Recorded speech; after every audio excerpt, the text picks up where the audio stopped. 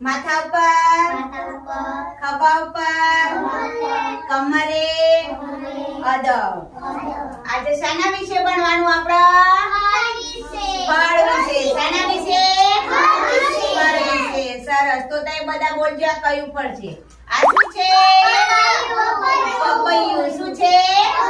પપૈયું. પપૈયાનો રંગ કેવો છે ઉપરથી? લીલો. અને અંદરથી કાપીએ તો કેવું નીકળે? આવું કેસરી. કેવું નીકળે? પપૈયાના કેવા ઝીણા ઝીણા કાળા કાળા દાણા હોય. કેવા હોય? ઝીણા ઝીણા દાણા. આ શું છે? સફરજન. આ શું છે? જો સફરજનના અંદરથી કેવા નાના નાના બીજ નીકળે. કેવા નીકળે?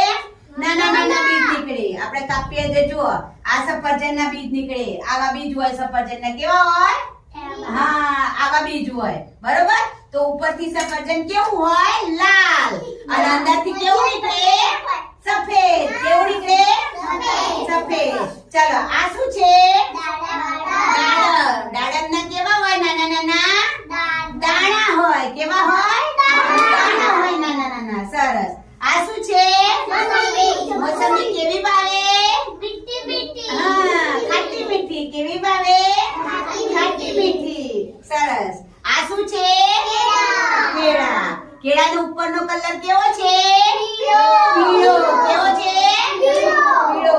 અને આપણે કેળું છોલીએ તો અંદરથી કેવું નીકળે? ધોળો. આ ઝીણા ઝીણા કાળા કાળા દેખાય ને ઝીણા ઝીણા બીજ કહેવાય. શું કહેવાય? બીજ કહેવાય. તો સરસ. બધાએ ફળ ખાવું જોઈએ ને? હા, ફળ ખાવાથી શું થાય? તાકાત આવે. સરસ. તો તાળી પાડો.